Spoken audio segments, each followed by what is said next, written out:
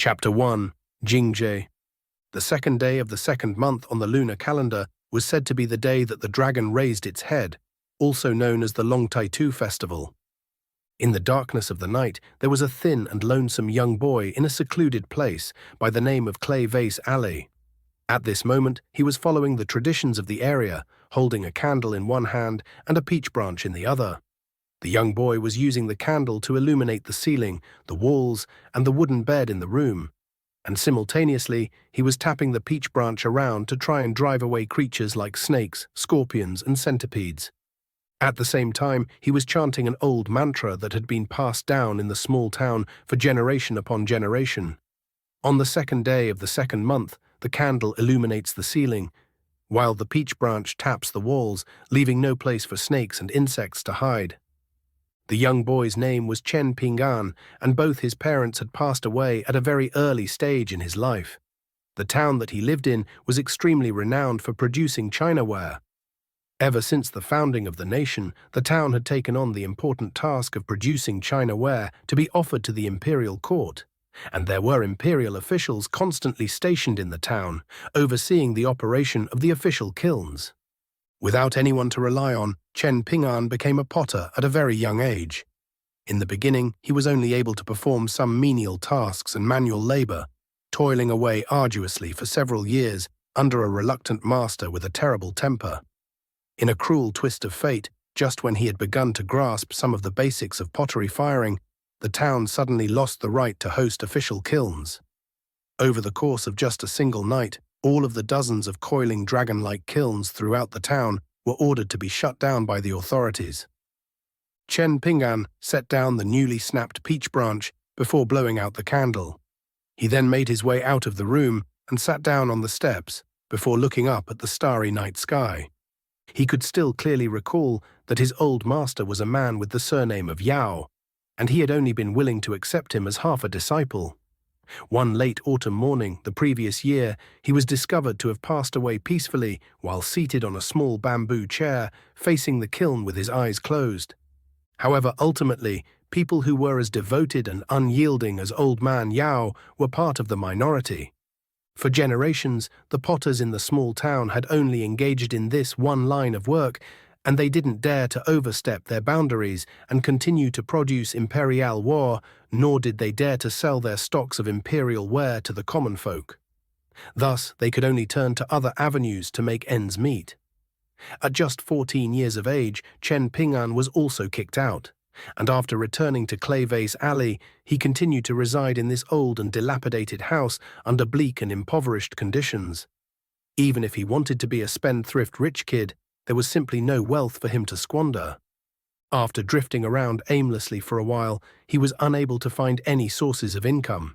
He was only just barely able to feed himself with his meager savings, and a few days ago he heard that a foreign blacksmith with the surname of Ruan had arrived in Dragon Riding Alley, an alley that was a few streets away. The old blacksmith had declared that he was planning to take 7 or 8 disciples, and no wages would be provided, but meals were ensured. Chen Ping'an had immediately gone to try his luck, but to his dismay, the old blacksmith only took a side glance at him before turning him away. At the time, Chen Ping'an had felt quite perplexed. Could it be that blacksmithing didn't rely on the strength of one's arm, but the charm of one's looks instead? Chen Ping'an had a rather frail appearance, but his strength was not to be underestimated. He had developed great physical conditioning from many years of pottery molding and firing, and in addition to that, he had traveled extensively with old man Yao, exploring all types of places while carrying out the most tiresome and degrading tasks without any complaints. Unfortunately, despite his efforts, old man Yao never took a liking to him. He was always disdainful toward Chen Ping'an for his lack of talent, an area in which he was severely outmatched by old man Yao's most prized disciple, Liu Xianyang. One couldn't blame the old man for playing favorites. Ultimately, the master was only responsible for teaching the basics, while the disciples' talent and hard work decided how far they would go. As an example of their disparity in talent, Liu Xianyang was able to achieve the same level of mastery in the monotonous task of pottery molding in half a year that Chen Ping'an reached after toiling away for 3 years. Even though there was a chance that Chen Ping'an would never use this skill again, He still performed his usual routine, closing his eyes and envisioning a bluestone slab and a pottery wheel in front of himself. He then began to simulate pottery molding practice, continuing to hone his skills. Once every 15 minutes, he would take a short break to shake out his wrists. Only after repeating this process until he was completely exhausted did he rise to his feet, strolling through the yard while performing some stretches. No one had taught him to do any of this. It was just a routine that he had made up himself. All of a sudden, the peace and quiet was punctuated by the harsh sound of a mocking jeer.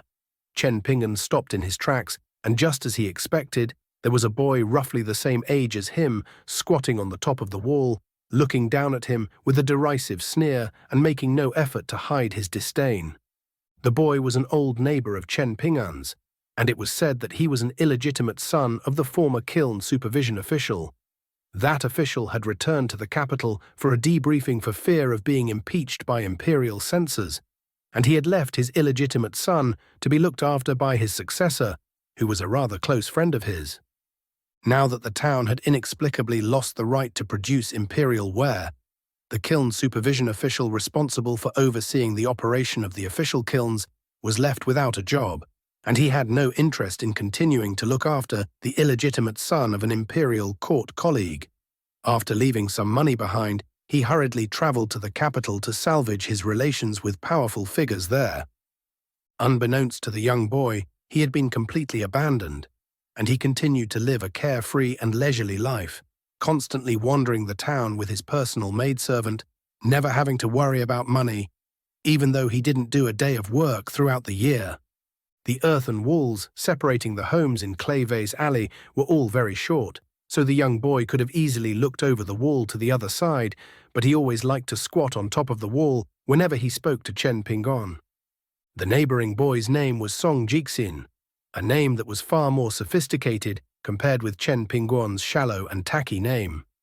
Even his personal maidservant, Ji Gui, had a very elegant name. At this moment, Ji Gui was standing on the other side of the wall with a timid look in her large round eyes. All of a sudden, a voice rang out from the entrance of the courtyard. "Are you willing to sell that maidservant?" Song Jixin was rather startled by the question, and he turned to discover a completely unfamiliar brocade-robed young boy standing outside the courtyard with a faint smile on his face. Beside the brocade-robed young boy stood a tall and broad elderly man with a fair complexion and a benevolent look on his face. The old man's eyes were slightly narrowed as his gaze roamed over the young trio in the two neighboring courtyards. His gaze swept over Chen Ping'an without any pause, but his attention lingered on Song Jixin and his maidservant, and the smile on his face gradually grew more pronounced.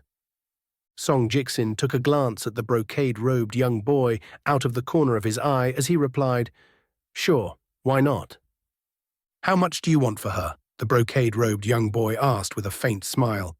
Ji Gui's eyes widened with incredulity upon hearing this exchange, making her resemble a panicked deerling. Song Jixin rolled his eyes as he raised a finger and wagged it from side to side. "I want 10,000 taels of silver." The brocade-robed young boy's expression remained unchanged as he nodded in response. "All right, I'll take her." The boy didn't appear to be joking, and Song Jixin hurriedly amended, "Actually, I want 20,000 taels of gold." An amused smile appeared on the boy's face as he said, "I was just fooling around." Song Jixin was far from amused. The young boy paid no further heed to Song Jixin as he turned his gaze to Chen Ping'an. "It's all thanks to you that I was able to buy that carp today. After taking it back home, the more I looked at it, the more I fell in love with it. So I decided that I had to come and thank you in person. That's why I asked Grandpa Wu to bring me here to see you right away." He tossed a heavy embroidered pouch to Chen Ping'an, then said with a vibrant smile, "This is my thanks to you. We're all clear now." Chen Ping'an was just about to say something, but the brocade-robed young boy had already departed, leaving Chen Ping'an to look on with furrowed brows. Earlier in the day, he just so happened to spot a middle-aged man walking down the street while carrying a fish basket. The man had caught a golden carp that was around the same length as a human hand, and it was flailing around vigorously in the bamboo basket. Chen Ping'an felt like the golden carp had a very festive and jubilant appearance, and he asked the man if he was willing to sell the fish for 10 copper coins. The man had originally only intended to eat the fish, but he immediately jumped on the opportunity to make a profit from his catch, asking for an exorbitant price of 30 copper coins. The impoverished Chen Ping'an naturally didn't have that much spare money on his hands, but at the same time he couldn't bear to leave the golden carp behind. Hence, he began to barter with the man, and he was willing to take the fish for 15 copper coins, even 20. Right as the man was beginning to show signs of relenting, the brocade-robed young boy and the old man just so happened to pass by, and they bought the carp and the fish basket for 50 copper coins without any hesitation, leaving Chen Ping'an to look on with a wistful expression. After glaring at the departing figures of the young boy and the old man for a while, Song Jixin withdrew his gaze with a resentful expression before jumping down from the wall. A thought then suddenly seemed to have occurred to him, and he turned to Chen Ping'an as he asked, "Do you still remember that foreleg from last month?" Chen Ping'an nodded in response. Not only did he remember it, it was a very clear memory in his mind. According to the customs and traditions that had been passed down for several centuries in the small town, it was a good omen for ophidian creatures to make their way into one's home, and it was considered to be extremely taboo for the owners of such fortunate homes to chase out or kill said creatures. On the first day of the first month on the lunar calendar, Song Jixin had been sunbathing while sitting on his doorstep when a creature colloquially known as a four-legged snake began to scurry into the house right under his nose. Song Jixin grabbed the creature before throwing it out of the yard, but to his surprise, even though the creature was battered and disoriented from the fall, it seemed to only grow more and more emboldened and determined with each failure, attempting to crawl into the house over and over again. Song Jixin had never been one to believe in superstitions, and he was so infuriated by the persistent creature that he threw it into Chen Ping'an's yard in a fit of rage.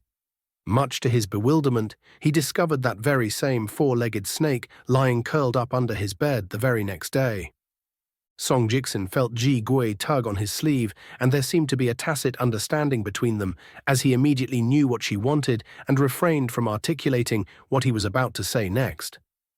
What he wanted to say was that the hideous four-legged snake had recently developed a bulge on its forehead, as if a horn were growing there. Instead, he said something else. "Ji Gui and I are probably going to be leaving this place next month." Chen Ping'an heaved a faint sigh in response. "Look after yourselves. And then there are some things that I definitely won't be able to take with me. You'd better not steal anything while I'm gone," Song Jixin said, half in jest. Chen Ping'an shook his head. Song Jixin burst into laughter as he poked Chen Ping'an with his finger with a mischievous grin on his face. "You're such a coward. No wonder impoverished clans never produce noble sons. Not only are you destined to be bullied and derided by others in this lifetime, you'll probably suffer the same fate in your next life as well." Chen Ping'an offered no response to this. The two young boys returned to their respective homes, and Chen Ping'an closed the door as he laid down on his plank bed, then closed his eyes as he quietly murmured to himself, "May there be peace all year round. May there be safety all year round. May I be safe and peaceful all year round."